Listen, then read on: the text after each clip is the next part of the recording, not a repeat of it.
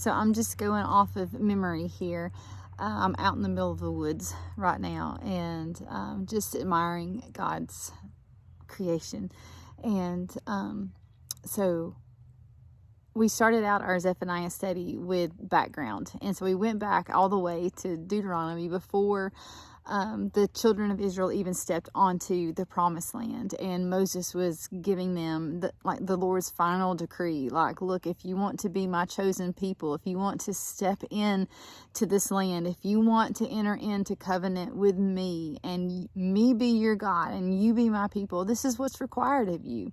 And so in Deuteronomy 26 through the end of the book, God is going over the blessings and the curses. He's going over the way that he wants to bless them, that he wants them to be his chosen nation, his treasured possession, his people, and he wants to be their God. And so he called them out of Egypt. He called them out so that he could bless them, and so that he could bless them so that they could in turn be a blessing to others. The blessing was not just for their own blessing's sake.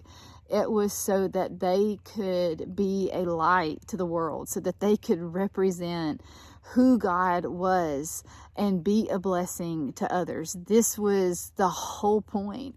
And so Deuteronomy 26, 27, 28, 29, 30 goes over the blessings and the curses, and that this is how God wants to bless them. And then he goes over that this is going to be the result of you being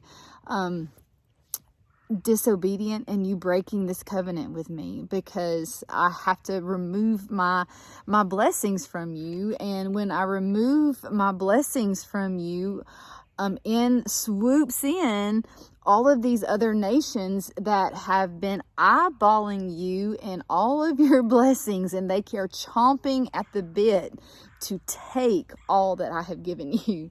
And the thing is, once you no longer are in a relationship with me, once you are no longer walking in obedience and in fellowship with me, once you are rejecting my hand, then you've opened yourself wide open to this. And he, God lays it all out. And then he looks at them and he's like, I'm telling you, choose life, choose me.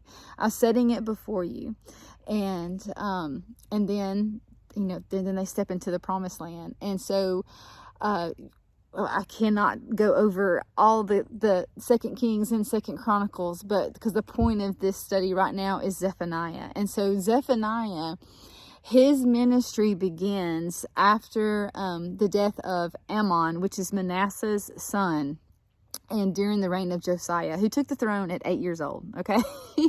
But Manasseh, we looked at Manasseh in 2 Kings 21 and in 2 Chronicles 33, and Manasseh was a horrible king. He, he set up idols in the house of God. He had his own children sacrificed to false gods, to idols. He was bad, y'all. But in all of his disobedience and in all of his evil and his wickedness, God allows him to be taken by the king of Babylon, and he is taken in chains to Babylon. And I'm sure he starts calling on all these other gods, and he starts expecting them to come through for him, but they don't. And so he remembers the Lord his God, and he calls on Jehovah. He calls on the great I am. He calls on the God of Abraham, Isaac, and Jacob. The God that he, whose sanctuary he defamed, whose name he blasphemed, who he turned an entire nation against. He calls on him, and God hears, and God responds. And this God restores him. It gives him back his kingdom, to where Manasseh goes in and he gets rid of all the false idols. He gets rid of all the altars that he had set up to false gods, and he returns to the Lord. But the problem is he can't go back and fix all the damage that his entire life has done. He can't. But in the midst of all of that, God still offers him hope. God still forgives him for all that he had done. God still receives him when he calls on him. This is our God, y'all. This is how amazingly wonderful and everlasting and patient and loving kindness and compassion and mercy and grace. This is our God.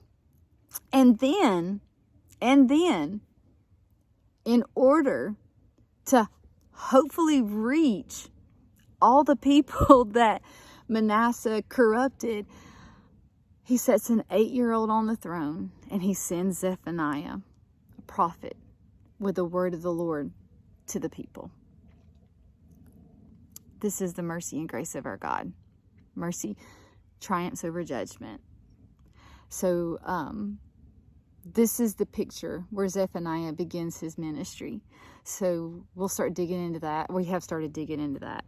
So there you go. Pretty awesome stuff.